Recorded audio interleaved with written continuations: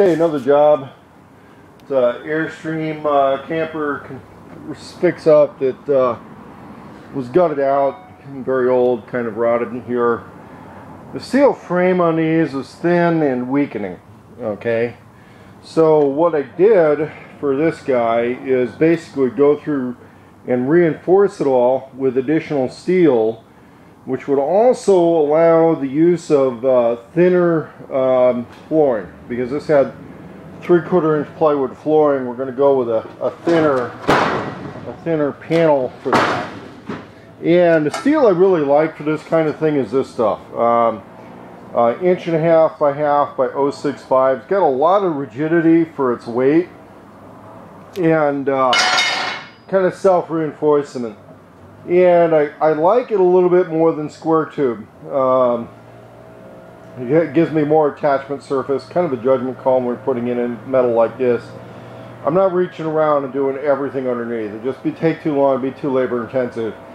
And kneeling down and doing this at below the level I'm kneeling at was very painful. I get caught up in a job like this in the future, I'm going to charge more money. This was a very painful job to complete. Took a little over 1 day. Might have been faster if I had a little bit better setup situation, but I had to deal with running power cords and stuff.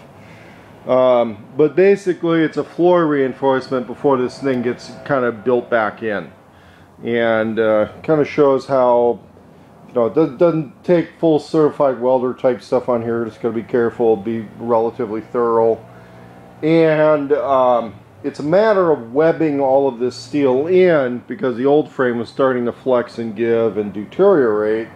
With a lot of new steel on here, there's a lot more floor reinforcement, and it's going to benefit everybody involved. The one thing about using a thinner floor material, it might be a little lumpy. So I'm not 100% sure how that's going to turn out, because it's impossible to determine whether or not this thing was really level to begin with. But that's part of the art of building in RV trailers and stuff too, is you know, it's kind of like building into boats, especially when everything's curved and it's really hard to stick a level on much of anything.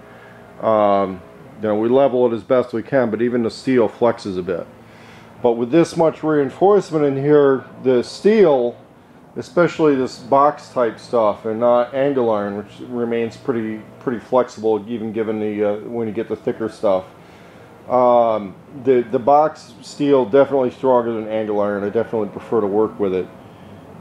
But what will happen is it's more rigid, all webbed in like this for the weight. So you can afford to go with lighter weight materials and have a more efficient setup on a trailer. The upper body on these being aluminum almost never deteriorates. The lower floor was set up that way mainly for aerodynamics, so it's going to get reattached, but it's not going to need to be fully sealed. And then the owner is going to make a judgment call decision whether or not to insulate the floor or not. I kind of recommend doing it. That's what Airstream did before, but it's not always necessary, although I kind of recommend doing it.